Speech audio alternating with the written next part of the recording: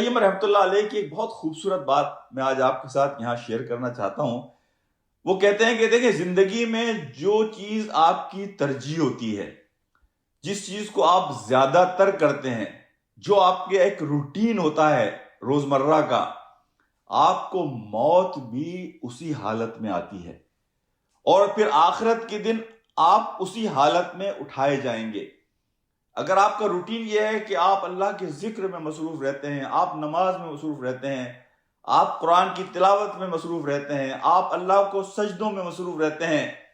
تو اللہ آپ کو موت بھی اسی کیفیت میں اور اسی حالت میں دے گا، اور اسی کیفیت اور اسی حالت میں اللہ سبحانہ و تعالی آخرت کے دن آپ کی قبر سے آپ کو اٹھائے گا۔